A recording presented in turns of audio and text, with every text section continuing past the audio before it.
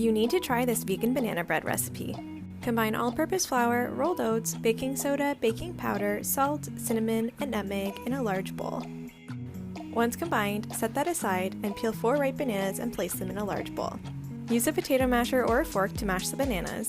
Then add ground flaxseed, light brown sugar, soy or any non-dairy milk, melted coconut oil, maple syrup, and vanilla extract. Mix everything together with a whisk or a wooden spoon and then pour in the dry ingredients. Once everything is well combined, you're going to have a thick batter. Transfer this to a loaf pan that's been greased and lined with parchment paper. Then you can use your spatula to spread out the batter and gently tap the pan on the counter to make sure it's even. Finally, you can optionally add chopped walnuts on top to give it a nice crunch. This now needs to bake in a preheated 350-degree oven for 45 to 55 minutes. These Nutella Rice Krispie Squares are next level. Add 4 tablespoons of butter, 1 cup of Nutella or other chocolate hazelnut spread, 10 ounces of marshmallows, half a cup of chopped roasted hazelnuts, and a pinch of salt to a large pot over medium-low heat. Stir until everything is melted together, then pour in crispy rice cereal and stir again until coated.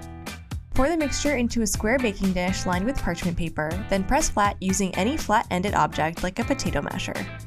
Finally, sprinkle on some flaky salt and let set for 30 minutes until firm. Use the parchment paper to remove from the pan, then slice into 12 pieces.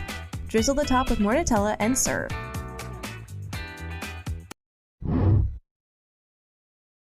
These whole wheat banana nut muffins are the perfect snack when rushing out the door. First, mash 3 ripe bananas. Also add 2 room temperature eggs, half a cup of melted and cooled butter, 1/3 cup each of maple syrup and milk, and finally 1 teaspoon of vanilla extract. And that's it for the wet ingredients. Just mix with a whisk until the eggs are fully broken up and everything is well combined. Then set aside. In a new clean bowl, add 2 cups of whole wheat flour, half a cup of old-fashioned rolled oats, 1 teaspoon of cinnamon, and 1/8 of a teaspoon or just a couple pinches of nutmeg. Also add baking soda and baking powder to help the muffins rise, as well as half a teaspoon of salt to bring out all the other flavors.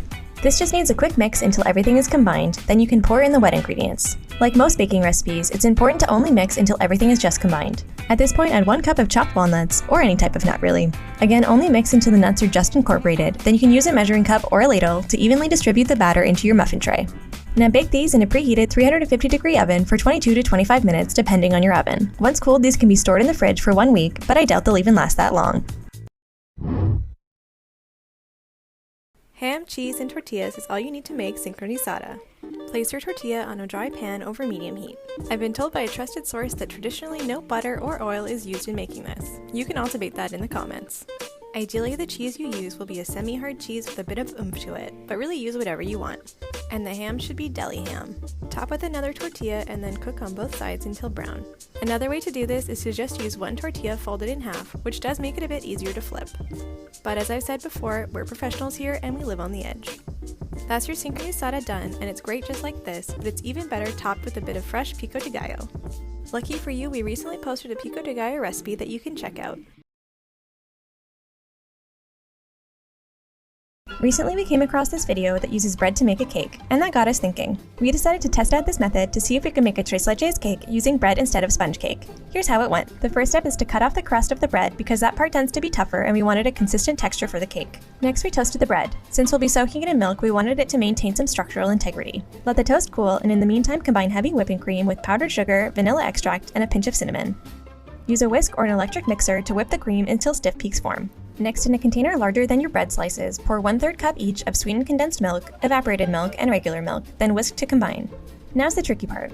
We wanted to dip the toast in the milk mixture just enough so it got soft, but not so much that it just turned to mush. We found that a few quick flips in the milk did the trick. Next, it's all about layering the toast with the whipped cream and finishing off with a good coat of cream all over the top and sides of the cake. I didn't really have high hopes for this one, but I was surprised at how it turned out. The flavor was great and the texture wasn't as bad as I was expecting. If I didn't think too much about the fact that it was bread and not cake, I could see myself enjoying a slice of this.